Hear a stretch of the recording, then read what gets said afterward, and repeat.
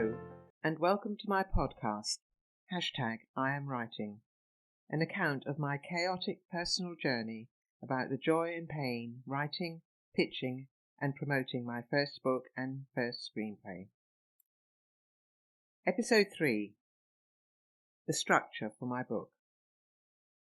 Now that my research for my book was almost completed, I was keen to start writing. I say almost completed because at this stage I still hadn't uncovered any information regarding who my father was. I had my birth certificate, but no name had been listed for him. Eventually my mother did tell me about him, but what she told me almost made me wish I hadn't asked, but I'll come back to that shortly. I knew I needed to get some guidance on structure and storytelling. When I originally decided to write my mother's story, back in the late 90s, there was no information on the internet, or the World Wide Web as it was then called, where I could access what skills and resources I needed to write a book. So I enrolled in a creative writing course at my local community college. The course was held one evening a week for 6 weeks. To be honest, I wasn't that impressed with the instructor, but I learnt some simple basic writing skills, such as clustering, which was a pre-writing tool, whereby we had to write a single word or phrase in the centre of a blank piece of paper and circle it. That became the subject matter. Then we had to write down every word that came to mind around the first word, and you just carry on until you can't think of anything else. It's a brainstorming session really, and quite commonly used now in the business world. I didn't continue the course because I didn't think I was learning much. But in hindsight that was stupid of me, because I had no writing skills, and had I stayed I might have learned how to deal with a major problem that arose once I was ready to write, and which I'll talk about shortly. I'd compiled a list of all the main characters and created a description chart for each one. On the list was 20 things I had to jot down about the character. It covered the basics: name, age, eye and hair colour, etc. But it also went a bit deeper into their personalities, i.e. what makes them angry, their greatest strength, weakness, any secrets they had. Since as a young child I would also be in the book, I needed a trigger that would help me recollect places, people and events. I found a life story template which was very helpful. I expect experienced writers might think these tools were very simplistic, but as someone who had only ever written compositions in school decades earlier, they gave me confidence and helped to take my writing forward. To help me get my head around Jamaica's backstory, I developed a timeline which ran from 1880 to 1939 and included historical as well as family events, the final event being Olga's departure to England. Interspersed in the timeline were my many coloured post-it notes, which had written on them all the anecdotal and research information I had gathered. Finally, I could see my story on a wall in front of me. Because it was a biography / family saga, I already had the requirements for creating a story, namely, a good idea, a convincing background, believable people, and conflict, or challenges to overcome. My mother's story had those in spades. I realized it was important for me to establish some kind of routine to write. I'd read about targets one should aim for, the number of words to write each day, the number of hours to allocate each day for writing, or to find somewhere quiet where you can work uninterrupted. In other words, make your goals SMART: specific, measurable, achievable, realistic, time-based. I knew about the importance of writing an opening sentence that would capture a reader's attention immediately. My favourite opening line is from Charles Dickens' A Tale of Two Cities. I tried all sorts of things and couldn't come up with anything I thought would be a hook to generate a reader's interest. In frustration, I started a draft with Once Upon a Time. I thought writing my book would be straightforward. how wrong I was. But there was a much, much bigger stumbling block than the lack of a good opening sentence. No, it wasn't writer's block, although just as bad. I realized I was struggling to write my story because I couldn't find the voice to tell my story. I tried to write it from my mother's point of view, and that didn't work. I tried from my point of view. That also didn't work. And finally, I tried to write in the third person, and that was hopeless too. It didn't help that I also discovered I couldn't write dialogue. I couldn't believe I had this fantastic story and couldn't find the voice to write it. Undeterred, I thought, okay, I'll employ a ghostwriter. I contacted one and was gobsmacked by how much he wanted to charge. $25,000. No way could I afford that, so I decided to shelve the whole idea of writing my book and took all the post-it notes off the wall. And I didn't touch the book again for 8 years. Fast forward 8 years. I was browsing in a bookstore and picked up Bram Stoker's Dracula.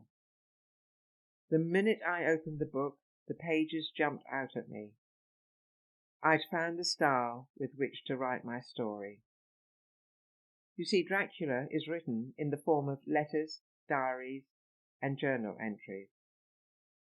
I realized that it wasn't the voice I'd been struggling with, it was finding the right format to tell the story. It made perfect sense for me to use the same format for my own family saga. I thought also that the diary structure dealt with my anxiety about writing dialogue, since there's not too much dialogue if you're using diary and journal entry format. But there was still a gap in my knowledge about my mother's past that hadn't been filled in, and that was to do with who my father was. It had been 8 years since I broached the subject with her, and I decided to try again, because I thought without that knowledge her story would be incomplete. So I asked her again who he was, and she calmly told me his name this time and a bit about his background, and that he'd raped her. Initially I was stunned, then angry. It had never once crossed my mind that something like this had happened to her. I thought her reluctance to talk about him had been because it was a big love affair, and Mum had never got over his death. I was overwhelmed with admiration for her. I could only imagine what it must have been like for her. Pregnant, coloured, single, no family for support, save for a malevolent alcoholic aunt, and alone in a foreign country that just happened to be in the middle of a world war, and determined to keep her baby when forced adoption was virtually mandatory for unmarried mothers in her position in the UK. My resolve to write the book was stronger than ever now, because I wanted future generations of my family to know something of their heritage, and also out of respect for my mother, a gentle and remarkable woman, who I thought had huge moral courage. The post-it notes that had anecdotes on them had long ago been taken off my wall, but I still had them, and every other single piece of research information I'd previously acquired. I created the timeline again on the wall with the post-it notes in pertinent positions. I was so pleased I hadn't thrown anything away, because at the time I was so depressed I'd really felt like it. I started writing again, but this time in a diary format. A quote by Sylvia Plath summed up nicely what was happening with me. I quote, "I write only because there is a voice within me that will not be still."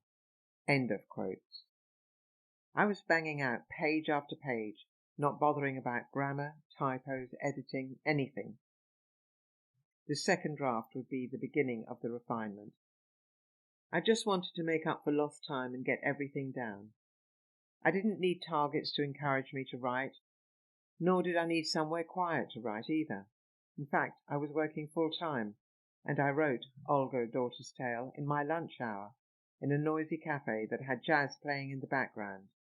Loved it. I was a woman on a mission. Once the first draft was finished, I started on the rewrite, where it became clear to me that learning how to write doesn't happen overnight. Making a decent sentence could take me hours. I had to work and rework sentences over and over again. A paragraph of, say, 8 lines could take me a day to write. I found it frustrating sometimes that I could never move on until what I was rewriting said exactly what I wanted to say, the way I wanted to say it. And that's pretty much how the whole process went, writing this book. Once the manuscript was finished, the next stage was proofreading and designing a cover. Although not a professional proofreader, I did have someone in mind. It was a work colleague who proofread the newsletters and articles that the organisation we worked for published. After making inquiries and seeing how much it would cost me to use a professional, I asked my work colleague if she would proofread my manuscript. For a fraction of the professional's fee, she agreed. Proofreading newsletters is not the same as proofreading a manuscript. But because I trusted her abilities, I didn't bother to check her work. And it wasn't until my book was actually in print that I saw how many errors were still in the book.